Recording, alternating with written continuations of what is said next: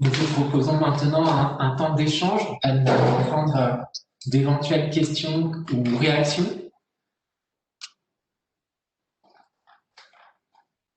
Donc, vous pouvez utiliser le chat ou demander la parole si vous souhaitez poser une question. Madame Laurent, vous dites que vous n'avez pas de micro, mais si vous le souhaitez, vous pouvez poser une question dans le chat.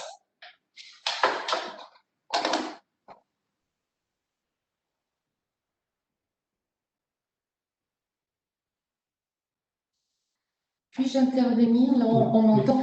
Je vois que une personne qui est CPE dit il y a aussi des CPE et je la remercie de l'avoir précisé et je salue bien évidemment tous les CPE. Alors, nous mettrons sur notre site l'enregistrement de ce webinaire et la trame de l'intervention d'Evelyne Balanfa. Alors, nous souhaitions justement vous présenter le site de la mission. Je vous demande quelques instants, le temps pour moi de le projeter, puisque depuis 2 ans, donc, nous avons mis en ligne un site qui permet de partager des ressources et de rendre compte d'expériences qui ont été menées dans différents établissements de Créteil.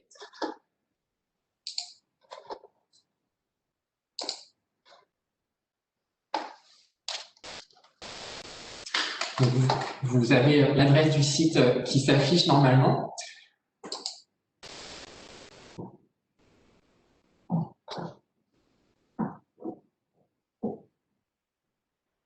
Donc, voici le site que nous nourrissons au fil des mois avec des propositions pédagogiques qui viennent de professeurs de l'académie, voire d'équipes entières dans des établissements qui ont fait remonter des expériences qui avaient mobilisé tout un établissement. Je remercie Anaëlle Weiss qui est notre webmestre et qui suit la mise à jour de ce site. Et sachez que nous sommes tout à fait ouverts aux propositions qui pourraient émaner du terrain.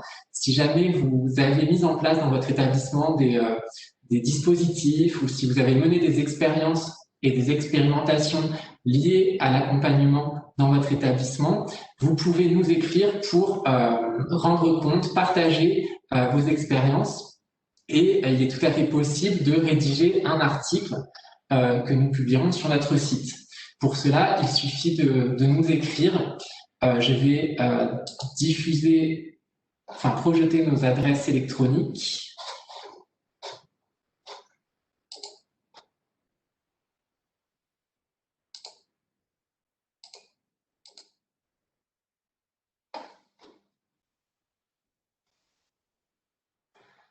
Donc, si vous le souhaitez, vous pouvez écrire à Elisabeth Jardon ou à moi-même aux adresses qui s'affichent sur votre écran.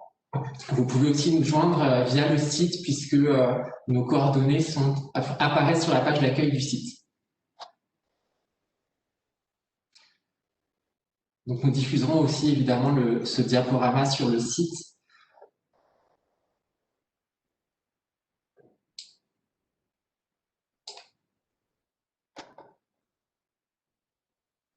Alors, je reprends les questions des collègues.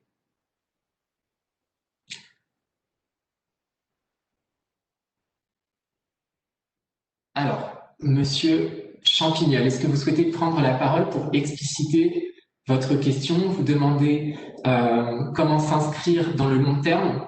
Peut-être que vous pouvez prendre la parole pour partager votre question. Je vais vous donner le droit d'ouvrir votre micro si vous le souhaitez. Bonjour. Bonjour, monsieur. Bonjour. Oui, une question, puisque je ne comprends pas exactement s'il s'agit aujourd'hui d'une formation ou d'un séminaire dans lequel nous allons parler d'un projet. J'ai une question sur le but. Donc, il s'agit d'un webinaire de la mission accompagnement des élèves qui présente le fruit d'une réflexion que nous menons depuis plusieurs années avec des chefs d'établissement, des professeurs, des formateurs et des inspecteurs. Et donc, le but de ce premier épisode du webinaire qui va être filé tout au long de l'année, c'était de vous donner des pistes de réflexion pour pouvoir penser la manière dont vous accompagnez vos élèves dans vos établissements. D'accord, très bien. Merci. Et donc, l'idée était aussi de présenter la mission, ses actions. Et j'en profite pour vous présenter le programme des prochains webinaires à venir cette année.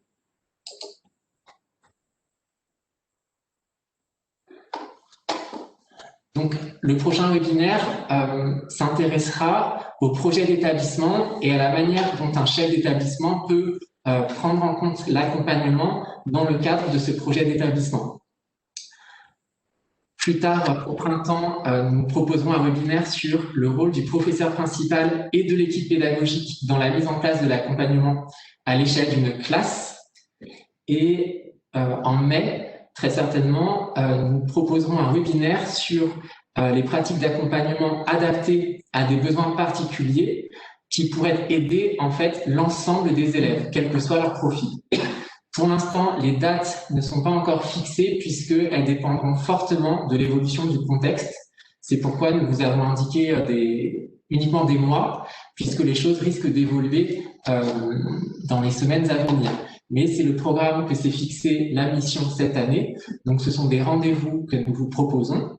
Vous serez évidemment informés des dates précises lorsqu'elles seront fixées et les modalités seront les mêmes. Il s'agira de webinaires qui dureront 1h30 environ, lors desquels interviendront des membres de la mission accompagnement et ces interventions seront suivies de temps d'échange avec les participants. Oui.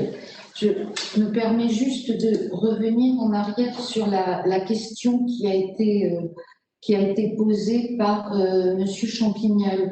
Effectivement, s'agit-il de conférences, s'agit-il de formation? Ni l'un ni l'autre et les deux en même temps. C'est-à-dire que il me semble que la spécificité de cette mission accompagnement et qui maintenant est largement développée par mes collègues, c'est de travailler dans un va-et-vient permanent, c'est-à-dire de ne pas être dans une sorte de descendant théorique qui dirait voilà comment il faut faire, ni non plus de faire de simples retours d'expérience qui seraient juxtaposés, mais bien à partir de retours d'expérience, d'essayer de conduire ensemble au fil des années une réflexion théorique qui elle-même va ensuite se nourrir de nouvelles expériences.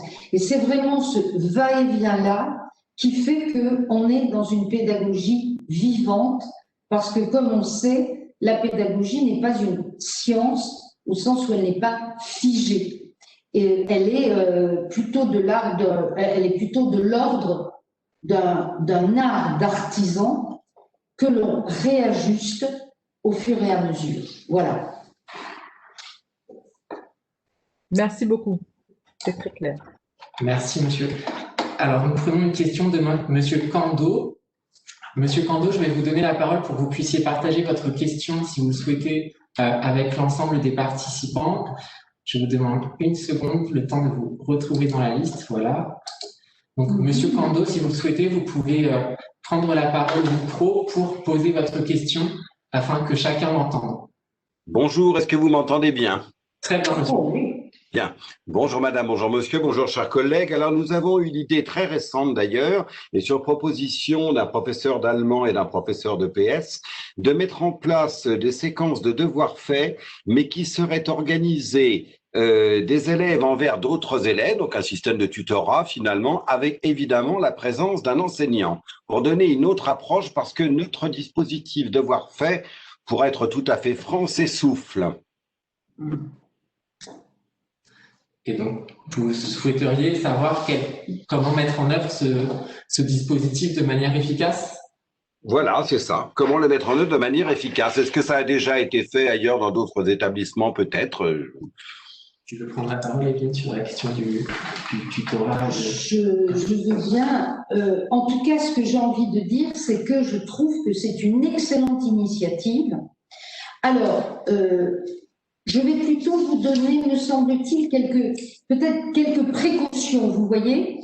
La première serait de dire que ce qui me semble devoir être évité, c'est les forts et les faibles, pour le dire de manière très schématique.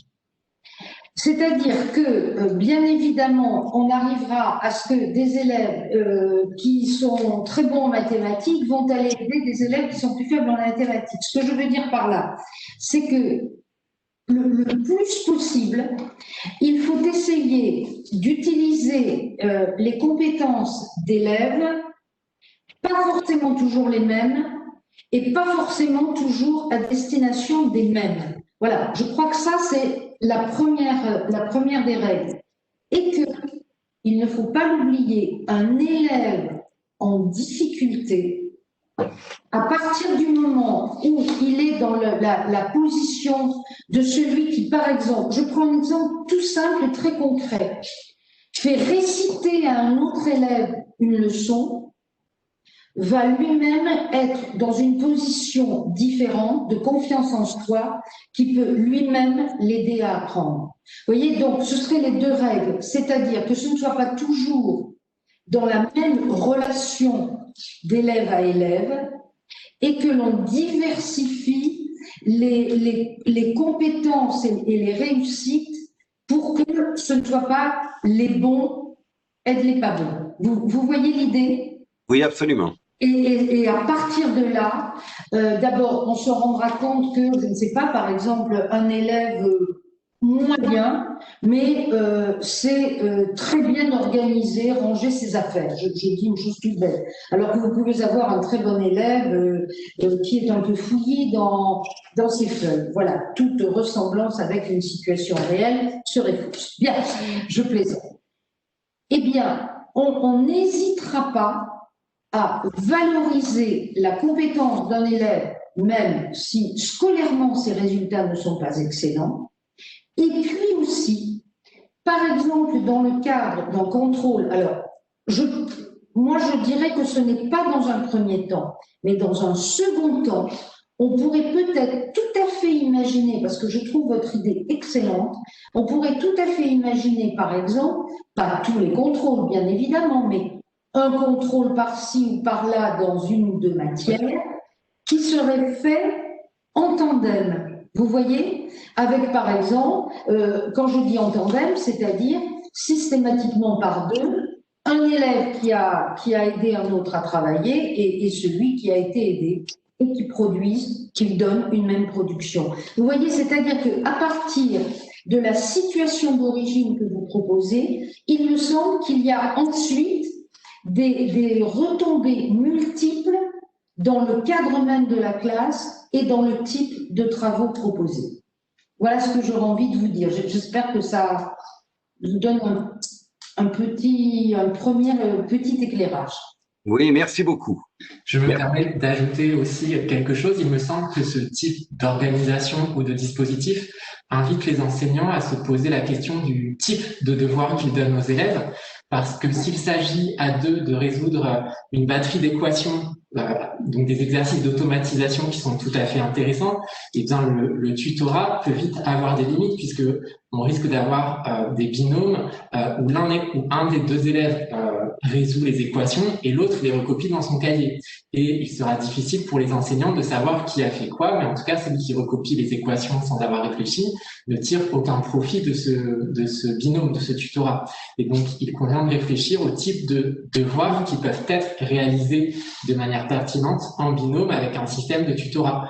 Tout ne pourra pas être réalisé selon ces modalités, ou en tout cas, cela n'aura pas forcément d'intérêt selon les travaux qu'on confie aux élèves. Parfois, des travaux doivent être réalisés seuls pour avoir un intérêt pour les élèves. Donc, ça invite à vraiment se demander quelle est la portée des travaux qu'on confie aux élèves et pourquoi on leur demande de travailler seuls ou à deux, ou voire à plus. Donc, c'est aussi un point de vigilance, me semble-t-il. D'accord. Merci en tout cas, monsieur, pour votre question. Y a-t-il d'autres questions parmi les auditeurs? ou d'autres réactions, d'autres partages d'expériences?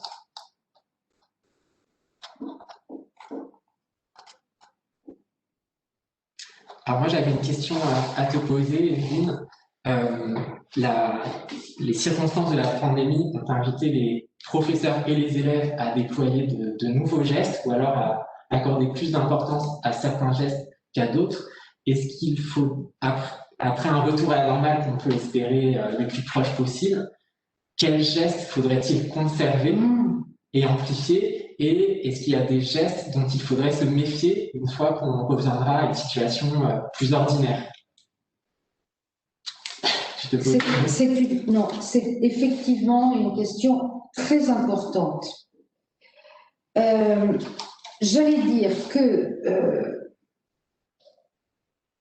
plus le mode de relation qu'impose actuellement la situation, plus ce mode de relation, ce que j'ai dit un peu dans mon intervention, est cadré, moins on aura de difficultés à revenir à des rapports, disons, plus normaux. À cet égard, pour tous les collègues qui nous entendent, je n'hésite pas à dire et redire que moi, je me méfie comme de la peste du téléphone et des échanges quelquefois. Vous savez, la tentation d'aller vite ou d'envoyer un SMS, je pense que ça, c'est quelque chose à éviter parce qu'on ne contrôle pas toujours. La deuxième chose, c'est la relation avec les familles. Ce qui me semble positif, en tout cas, c'est que, surtout quand on regarde, puisque la télévision, la radio nous abreuve des réactions des gens 24 heures sur 24, c'est que les parents sont en train de se rendre compte que professeur, c'est un métier, ce qui est quand même d'ailleurs une très bonne chose. Et que donc, il faut laisser, leur laisser justement leur place et leur fonction. Moi, j'ai envie de dire que ce qui a été développé là, c'est précisément la place, enfin, ce qui a été mis en majesté, si je peux dire, c'est la place des contenus et des savoirs. Parce que s'il n'y a pas de contenu, on est simplement dans la mise en activité et on se rend compte que ça tombe très vite. Et qu'en fait, les élèves sont curieux et ont soif de savoir. Ce que on a pu mettre en place et qui, à mon avis, est vraiment à conserver, c'est ce que j'appelle le va-et-vient classe-maison. Et cela invite, pour répondre à ta question, Adrien, cela invite à réfléchir vraiment, mais ce n'est pas nouveau, mais c'est remis sur la table, à réfléchir à ce qu'on appelle faire des devoirs. C'est-à-dire qu'il faudrait peut-être déjà, j'en sais rien, qu'on ne les appelle plus comme ça, peut-être. Mais qu'en tout cas, premièrement, on comprenne que faire travailler les élèves, c'est autant les faire travailler en amont du cours qui aura lieu qu'en aval, c'est-à-dire simplement pour vérifier ce qui a été acquis. Ce qui veut dire qu'on mettrait l'accent aussi sur un travail de recherche de la part des élèves. Vous voyez, sans utiliser les termes parfois un peu pompeux de classe inversée ou qui font peur, non, simplement, on fait préparer. Et cela permet aussi de diversifier les tâches que l'on demande aux élèves.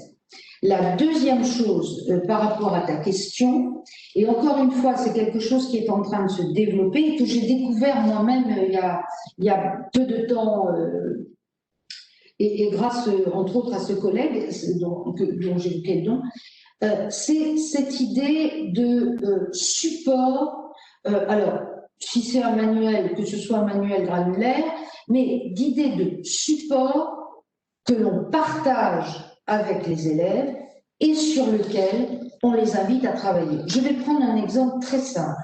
Alors, pardonnez-moi, si je prends mes thématiques, il risque d'être obscur et faux, donc je ne me permettrai pas. Je vais le prendre en français. On prend un texte, on prend un poème par exemple, tout simplement. Ce que je peux demander à des élèves, c'est par exemple de le lire, de s'entraîner chez eux à le lire à voix haute et de le restituer. Et actuellement, on peut le faire. Moi, j'ai découvert aussi, c'est entre autres cette application que notre collègue m'a indiqué, Pear Trees, qui est effectivement très utile. Et donc, on peut demander aux élèves une participation audio ou une participation sur document. Encore une fois, le virtuel est là pour être un outil de communication et pas pour faire écran. Donc, par exemple, si l'on a une page d'une séquence, on peut très bien, et là on met très simplement en œuvre une pédagogie différenciée, demander à certains, je ne sais pas moi, de trouver une illustration par rapport à ce texte, d'imaginer le questionnaire qu'ils auraient envie de poser à leurs camarades par rapport à ce texte. Vous voyez donc, pour garder trace de ce qui est en train de se passer en ce moment, l'idée c'est de faire intervenir les élèves soit en amont, et vraiment en amont, soit après une séance, mais en se posant la question de ce qu'on entendait par devoir et qui peut prendre cette forme, enfin, ces devoirs qui peuvent prendre des formes extrêmement variées. Voilà. Merci beaucoup. Alors, je vois dans le chat qu'il y a des personnes qui souhaitent prendre la parole. Je vais donner la parole à Madame Justin. Madame Justin, je vous donne le droit d'ouvrir votre micro. Vous pouvez donc partager votre expérience sur les bureaux d'aide rapide que vous évoquez dans le chat. Nous vous écoutons. Alors, merci beaucoup. J'espère que vous m'entendez parce que Très bien. Très bien, bon, c'est parfait. Donc, Nathalie Justin, je suis la principale du collège Jean Vigo à Épinay-sur-Seine, donc un établissement REP+. Merci beaucoup, Madame Balenfa, pour cette intervention. Ça fait du bien de reprendre un peu de hauteur alors qu'on est un petit peu quotidiennement dans des affres un peu en dessous de tout ça. Donc, c'est très bien, ça me fait beaucoup de bien. Alors, par rapport à la question que posait le collègue tout à l'heure concernant l'essoufflement du dispositif Devoirs faits, on tente cette année une expérience qu'on a intitulée donc le BAR, Bureau d'aide rapide, qui est confié en autonomie totale à des élèves volontaires qui, pour l'instant, prennent place sur la pause méridienne. L'idée, c'est que les élèves se relaient pour assurer une permanence et les élèves peuvent tout simplement passer. L'idée, c'est vraiment pas pour faire ses devoirs, mais pour demander à un moment donné une aide ou voilà, je n'ai pas compris ce qu'il faut faire en mathématiques ou je ne sais pas le faire et ils reçoivent comme ça une aide des élèves. Donc, c'est une petite expérience. Bon, pour l'instant, tout le monde est très, très, très enthousiaste. Il faudra voir, comme toujours avec ce genre d'activité, combien de temps les élèves vont trouver ça agréable pour ceux qui accueillent les élèves. Alors, comme vous le disiez tout à l'heure, ce ne sont pas obligatoirement que des élèves qui sont hyper performants scolairement. Alors, oui, parce qu'il y a quand même une élève de 3e qui est membre du CVC qui chapeaute un peu tout le dispositif. C'était une façon aussi de valoriser l'excellence de son parcours au collège que de lui dédier cette responsabilité. Donc voilà, et je dis ça parce que justement, dans ce que l'on pourrait garder de cette période, nous, on le voit très, très, très, très nettement, notamment au niveau de nos classes de 3e, c'est la coopération qui s'est mise en place entre les élèves durant la période de confinement et qui a perduré à la rentrée avec des groupes. Alors, effectivement, on a eu beaucoup de dérives avec les fameux groupes Snapchat de classe à un moment donné, mais qui, là, maintenant, servent vraiment de lieu d'entraide avec des élèves qui ont vraiment développé une éthique de la coopération au sens de on avance tous ensemble et les élèves créent eux-mêmes, et c'est ça qui est très intéressant, des groupes. Par exemple, là, pour la révision du brevet blanc, ils ont proposé à leurs professeurs des groupes de révision où certains élèves vont solliciter des élèves qui seraient un peu plus en retrait ou en retard pour leur dire est-ce que tu as bien fait ça, etc. Et donc ça, c'est un des aspects positifs, à mon avis, qu'il va falloir continuer à cultiver. Et enfin, puisque j'ai la parole et après, promis, je la laisse, par rapport à la question des devoirs, je partage pleinement votre opinion. Je trouve que c'est un mot extrêmement qu'il faudrait voir disparaître. Et au collège Jean Vigo, on fait le choix de parler du travail personnel de l'élève. Et donc, à partir de ce moment-là, il y a le travail personnel de l'élève en classe et hors de la classe, ce qui va inclure des espaces prévus au collège pour travailler, mais également son travail personnel une fois rentré à la maison. Voilà, et je m'arrête là pour le moment parce que je pourrais continuer longtemps. Merci. Merci beaucoup, Madame, pour ce partage d'expérience. Ce sont vraiment des pistes qui nous semblent très intéressantes, qui pourraient faire, d'ailleurs, je vais me permettre, l'objet d'un article sur le site accompagnement, si vous le souhaitez. Donc, n'hésitez pas à nous écrire si des membres du collège souhaitent faire part de leur expérience et la partager sur notre site. Je vais donner la parole à Madame Terra Morsi, qui souhaitait aussi partager une expérience.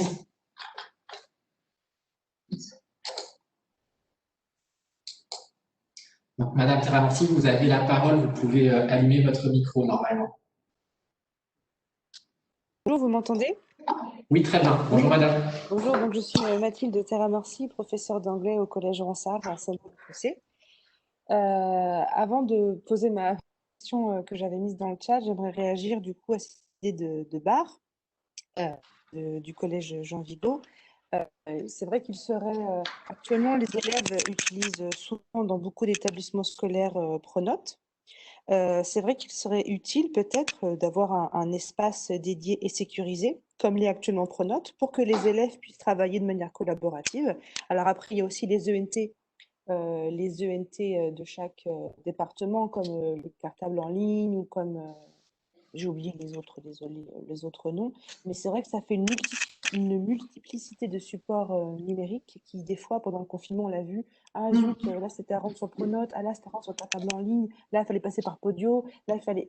Donc c'est vrai que pourquoi pas, c'est que Pronote c'est privé, mais comment réfléchir ou sur le site de l'établissement, s'il existe, peut-être un bar, comme j'ai oublié l'acronyme, ce qu'il voulait dire, mais un espace partagé où les élèves en fait pourraient justement faire une sorte de tutorat en ligne. Il se trouve que ce soir j'ai un exercice de physique, j'ai pas le numéro des copains de ma classe, mais peut-être que je peux poser la question en ligne et avoir un élève de 3e qui est fort en physique et qui pourrait y répondre, sans forcément que ce soit quelqu'un de la classe, mais soit quelque chose du coup, on montrerait quelque chose à l'échelle de l'établissement, et pas seulement à l'échelle de la classe. Voilà, c'était une simple réaction à la prise de parole précédente. Sinon, ce n'était pas une question, c'était une observation. J'ai été amenée les années précédentes à me pencher sur les grilles d'évaluation par compétences. Parce que je suis assez jeune dans le métier, je n'ai que 7 ans d'ancienneté en tant qu'enseignante. Et j'ai commencé à évaluer par notes, puis j'ai été amenée à réfléchir à comment évaluer par compétences et surtout comment rendre les grilles de compétences lisibles pour les élèves, les familles, et finalement un outil qui faciliterait ma correction plutôt que « oh, il faut que je mette une note et en plus que je mette des compétences ». J'ai un collègue qui a fait son mémoire sur notamment l'élaboration de ces grilles et j'essaie de travailler. Le point qui me le plus nécessaire, c'est de faire apparaître les compétences, non, pardon, de faire apparaître les critères de réussite, ce qui est attendu des élèves. Et pourquoi pas, même si c'est pour l'évaluation de fin de séquence ou de fin de chapitre, faire apparaître ça en tout début du chapitre pour que l'élève sache vers quoi il va être amené tout de suite et qu'il puisse justement voir la progression qu'il va devoir être amené à faire. Et d'ailleurs, une fois que moi, mes grilles sont complètes et que j'ai mentionné tous les critères de correction, tous les critères de réussite, pardon, au moment de ma correction, je check en fait. Ce qui fait que ma grille est un support pour moi pour corriger de manière plus rapide. Et l'élève, même si après j'y appose une note, je peux très bien y apposer 12 ou 14 ou 8 ou 32 si j'évalue mon contrôle sur 32. je peux toujours y apposer une note, mais finalement, la note vient dans un deuxième temps. Et la première évaluation se fait toujours par la compétence, ce qui fait que l'élève voit que, alors là, il manquait cette compétence-là qui n'a pas été surlignée.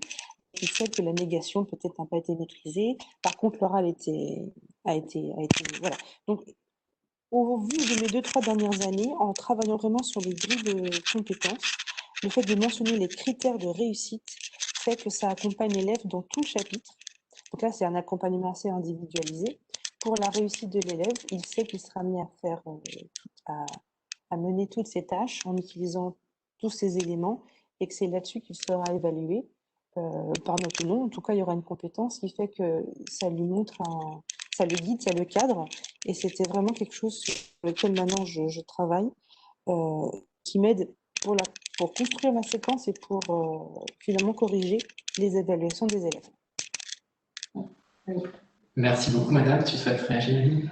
Oui, brièvement, mais je trouve que ce que vous dites est intéressant parce que cela entraîne une conception même du contrôle différent. C'est-à-dire qu'il n'y a plus cette idée du contrôle surprise où on ne sait pas ce qui nous attend quand on est élève. Oui. Et on a souvent, vous voyez, l'impression que pour que ce soit un, entre guillemets, vrai contrôle, il faut qu'on ne sache pas sur quoi on sera interrogé. Il ne s'agit pas évidemment de strictement répéter un cours, la question n'est pas là, mais qu'on ne prenne pas les élèves par surprise ne diminue en rien la valeur d'un contrôle. Oui. Et au contraire, je trouve, alors, je vais demander à Adrien et à David et à Elisabeth Jardin de me pardonner de radoter, mais vous savez, il y a ce que j'aimais bien nommer la règle des 5C dans un contrôle, c'est-à-dire la règle des 5C, c'est que quand on va faire un contrôle, on va demander des connaissances et des compétences que l'on va faire apparaître dans la formulation des consignes qui vont permettre d'établir, y compris de les établir avec les élèves, des critères d'évaluation. Donc, on rejoint complètement ce que vous dites, Madame Terramorti. Et de ce fait, on aura des corrections détaillées, reprenant très exactement ce que vous avez dit aussi, reprenant ce qu'on a vu dans les critères d'évaluation et qui permettront aux élèves de voir, en revenant en arrière, ce qu'ils n'ont pas eu comme connaissance nécessaire ou ce qu'ils n'ont pas su comme savoir-faire. Et là, on n'est pas dans l'effet surprise, mais au contraire, on pourra dire, ben voilà, et ça peut très bien arriver qu'un élève, par exemple, une fois, n'ait pas suffisamment appris alors qu'il a la compétence. Ou qu'au contraire, un élève qui a très bien appris n'a pas eu le savoir-faire nécessaire. Et c'est pour ça que j'appelle ça la règle des 5C, parce que cela permet à l'élève d'identifier avec son professeur ce qu'il a ou ce qui lui a manqué pour faire, ou peut-être qu'il a d'ailleurs fort bien réussi, en tout cas, ce qu'il pourra encore améliorer la fois suivante. Donc, ça va complètement dans le sens de ce que vous évoquiez et avec lequel je suis complètement d'accord. Si je peux intervenir une dernière... Ah, excusez-moi. Pardonnez-moi, je voulais juste ajouter que partir de la grille d'évaluation, de la grille de critères qu'on donnerait aux élèves dès le début de la séquence d'enseignement, c'est aussi un moyen de faciliter la conception des séquences d'enseignement pour le professeur. Ça sert de ligne directrice pour être certain que chaque élément du cours, en fait, apporte des outils aux élèves afin qu'ils réussissent l'évaluation finale. Et ainsi, on gagne en efficacité dans les séances en fait, d'enseignement parce que tout va converger vers la réussite des élèves lors de l'évaluation finale puisque tout va venir nourrir en fait cette production qui va servir de support à l'évaluation des compétences et des connaissances. Vous souhaitiez ajouter quelque chose, Madame? Justement, j'avais un exemple très concret de ce fameux contrôle qui du coup n'existe pas avec moi parce que je ne l'envisage pas comme ça. J'avais des troisièmes que je n'avais jamais eu ni en sixième, cinquième, quatrième, donc vraiment des nouveaux élèves qui en troisième ont déjà de bonnes et mauvaises habitudes de travail. À la fin de notre premier chapitre, je leur ai montré l'évaluation qu'ils allaient avoir la semaine suivante, avec les questions concrètes, sachant que le but n'était pas d'être surpris, mais de savoir se préparer pour le réussir. Sachant que les phrases étaient forcément individualisées, avec le lexique du chapitre, avec les structures employées, ils devaient être capables de réussir. Donc ils ont été très étonnés que je leur montre. Je leur dis, mais là, je vous montre pas les réponses, je vous montre ce qui est attendu. Et j'ai vu une vraie différence entre ceux qui ont pris qu'ils devaient se préparer pour réussir et ceux qui se sont dit, non, mais il y a contrôle, on verra bien ce que c'est. Et finalement, il y en a peut-être 3-4 qui ont eu de très mauvais résultats parce que je leur dis, en fait, tu t'es pas préparé. Ils me disent, non. En fait, il y avait contrôle jeudi et tu t'es dit, bon, on verra bien. Oui. Alors que tous les autres avaient compris le principe de, ah, ok, je sais ce qui va être attendu de moi, je peux me préparer et peut-être que je vais me planter quand même. Ça arrive de rater ce jour-là, qu'on maîtrise moins les compétences ou les savoir-faire. Mais voilà, une majorité de troisièmes ont compris en tout début d'année que, ah oui, les évaluations, on peut les préparer. Et en fait, il faut les préparer pour les réussir et que c'est pas au petit bonheur la sens, zut, il y a contrôle jeudi. Voilà, donc j'avais un exemple très concret de certains élèves qui ont réalisé en début de troisième que, ah bah oui, il fallait préparer ces évaluations. Voilà. Merci beaucoup, madame, pour votre témoignage.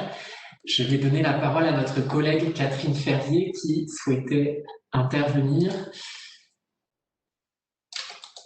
Catherine, tu as la parole. Tu peux activer ton micro normalement, me semble-t-il. C'est bon là, vous m'entendez? Oui, nous t'entendons. Merci beaucoup. Merci, bonjour chers collègues. Un vrai plaisir de te retrouver, Evelyne. Et merci encore pour cette belle intervention que j'ai trouvée lumineuse et qui effectivement, comme disait la collègue, a fait du bien. Sur ces questions d'évaluation, je voulais ajouter une expérience que nous avons menée, alors portée au départ par la CARDI, mais qui finalement est partagée très largement et qui va dans le sens de la précédente intervention. Le travail personnel de l'élève peut être le terrain sur lequel justement on va questionner les contenus de savoir importants en préparant l'évaluation, c'est-à-dire que nous proposions une démarche qui était la construction d'une fiche de révision par les élèves eux-mêmes avant le contrôle, c'est-à-dire qu'on avait là un travail extrêmement intéressant de reprise du cours, des documents, de travail de recherche et de reconstruction de la logique des contenus par les élèves eux-mêmes, en essayant d'imaginer sur quel point porterait un contrôle si eux-mêmes devaient faire un contrôle à partir de la séquence qu'ils avaient travaillée sur plusieurs séances. Et c'est extrêmement intéressant parce que les élèves se retrouvent en situation de pédagogue, d'accompagnateur, où finalement ils découvrent ce qui n'a pas été si bien compris, ce qui a pu faire l'objet de contresens, et ils discutent, ils argumentent entre eux pour faire la différence entre ce qui est de l'ordre du détail ou ce qui est de l'ordre du savoir impératif et fondamental, ce qui est important dans le cours, ce qui l'est moins, ce qui est anecdotique.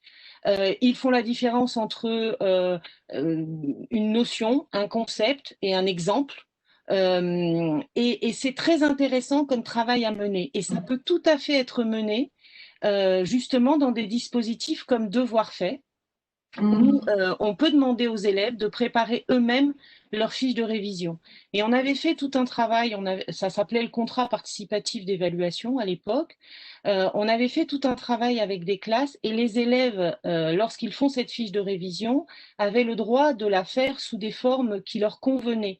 Et en fait, au départ, elles étaient très linéaires et peu à peu, les élèves ont trouvé des modalités de transcription de cette fiche de révision qui leur était propre. On a vu apparaître des caractéristiques, on a vu apparaître des vidéos, on a vu apparaître des schémas, on a vu apparaître tout un tas de formes différentes pour que les élèves en fait s'approprient le contenu possible d'un futur contrôle sur les acquis de la séquence. Et c'était très intéressant parce que les élèves faisaient eux-mêmes entre eux du tissage, des références à d'autres contenus, à d'autres séquences, voire à d'autres disciplines. Et je dis ça parce que j'ai beaucoup aimé ce que tu disais de la transférabilité, hein, ou des contenus ou des compétences transposables. Donc, c'est un travail qui est très intéressant parce qu'on joue sur des compétences multiples que l'on développe et qui développent particulièrement bien l'autonomie des élèves. Voilà.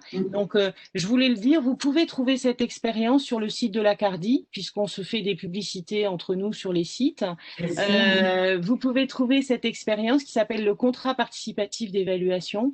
Et on a des témoignages d'élèves extraordinaires qu'on a raccrochés aux apprentissages grâce à cet outil-là, parce qu'ils nous ont dit combien ils s'étaient sentis valorisés et responsabilisés d'avoir à préparer ou à prévoir un contrôle dans ce cadre-là.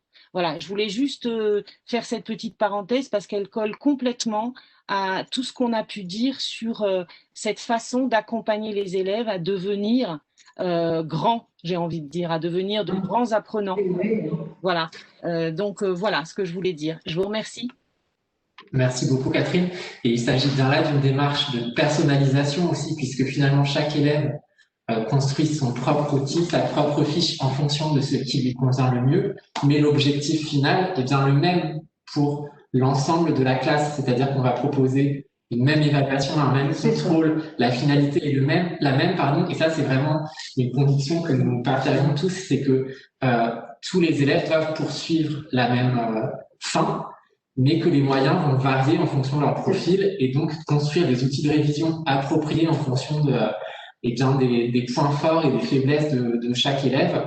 On est bien dans une démarche de personnalisation qu'on peut mener dans n'importe quel cadre. Il peut s'agir d'un cours en classe entière et on peut réaliser une fiche de travail en classe entière. On n'a pas besoin d'être des élèves dans une salle pour le faire. Et donc, accompagnement personnalisé n'est pas du tout antinomique de classe entière. En tout cas, c'est pas entièrement superposable à la notion de petit groupe ou de demi-groupe. Tout à fait. Merci beaucoup, Catherine. Nous allons donc vous remercier vivement pour votre présence, votre participation, votre présence à distance, en tout cas votre écoute. Merci beaucoup aussi pour ces témoignages qui montrent que dans l'Académie de Créteil, il se passe de très belles choses et que malgré les circonstances, tout le monde continue à penser et à vouloir aider les élèves malgré le contexte dégradé que nous connaissons. Donc, nous vous remercions vivement pour votre investissement. Et nous espérons vous voir lors de notre prochain webinaire consacré à l'accompagnement dans le cadre du projet d'établissement. Merci à tous et à toutes. Oui, je crois qu'on peut remercier encore Evelyne Ballenfard. Merci beaucoup. Merci beaucoup, Evelyne, pour ta présence. C'était, et je le dis très sincèrement, un grand plaisir pour moi d'être là avec vous. Merci, au revoir. Merci, au revoir.